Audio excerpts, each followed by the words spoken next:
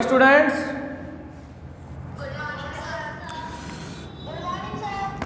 आज आपका सबसे पहला क्वेश्चन मैं पैटर्न चैप्टर नंबर 8 में से पूछ रहा हूँ। चैप्टर नंबर 8 का एक क्वेश्चन है।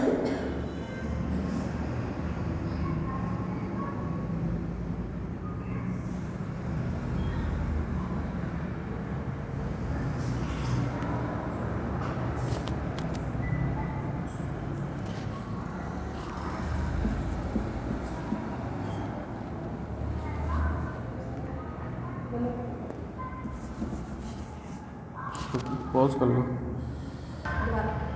ये क्वेश्चन है आपके सामने आज, क्वेश्चन नंबर पैटर्न बेस पर। इस क्वेश्चन को सोल्व करके बताओ। 2 3 1 5 और यहाँ लिखा हुआ है 6 12 17 22। इसके बाद की 3 डिजिट्स बताओ। 10 20 30 40। इसके बाद की 3 डिजिट्स बताओ। 29 24 19 एंड 14। Next 3 digit. तो नेम ऑफ व्हीकल है और नंबर से कितने कितने व्हीकल्स हैं। मोटरसाइकिल 14 है, जीप 7 है, बस 3 है और कार 11 है। तो इन नंबर्स के आपको मेरे को यहाँ टैली मार्क बना के दिखाने हैं। वो एक बार देख लो ध्यान से। जैसे मैंने आपको क्वेश्चन दिया है, नेम ऑफ व्हीकल। फर्स्ट है मोटरसाइकिल, सेकंड जीप, थर्ड बस और फोर्थ कार। ठीक है। और इसके जो नंबर्स दे रखे होते हैं जैसे 14 7 3 एंड 11। अब इन्हीं नंबर्स को हमें एक बार बेटा समझ लो। तो अब इसके अंदर जो नंबर्स दे रखे होते हैं उनको टैली मार्क में शो करना होता है।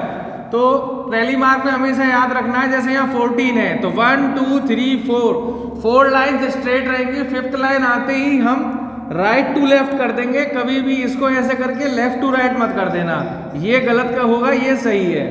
ठीक है। अब 5 हो गया, 6 7 8 9 10 11 12 13 14। सेकंड क्वेश्चन में भी इसी तरीके से हो जाएगा। 1 2 3 4 5 6 7। अब थर्ड में अब 3 तक ही काउंटिंग है तो 4 5 है ही नहीं, तो कोई जरूरत ही नहीं है। और इसी तरीके से देखो 1 2 3 4 5 6 7 8 9 10 और ये 11। ठीक है।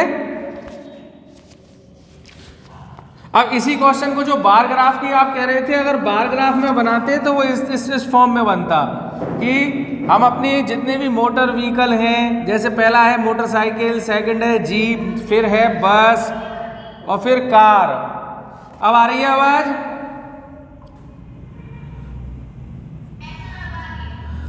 5 10 15। हमारी मैक्सिमम वैल्यू 11 तक है तो मैंने इसका 5 5 का कर लिया। ठीक है। अब मोटरसाइकिल में कितने हैं देखो 14 है तो ये यहां पर आ जाएगा, तो यहां से हम इस तरीके से ले लेंगे।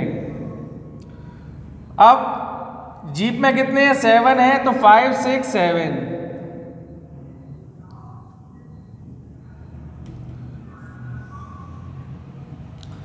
इसी तरीके से बस में कितने हैं 3 तो ये यहां पर आ जाएगा 3 और ये 11 यहां। ये एक रफली आपका ग्राफ हो जाएगा। और इसको अलग अलग बनाना चाहोगे तो अलग अलग ग्रुप में भी बन जाएगा कि जैसे इससे अटैच ना करके केवल यहीं तक इसको ज्वाइंट कर दो। क्या कह रहे हो? हाँ मैं बता रहा हूं, ग्राफ में भी बता रहा हूं कि ग्राफ में भी किस तरीके से कर सकते हैं।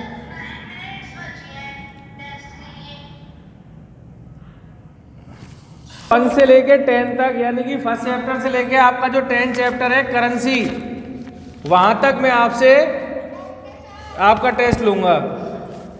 देखो जैसे ये रुपीस के क्वेश्चंस हैं, रुपीस और पैसे, तो इनमें रुपीस के नीचे रुपीस की डिजिट और पैसे के नीचे पैसे की डिजिट। जैसे 9 रुपीस 50 पैसे, 12 रुपीस 75 पैसे। ठीक है।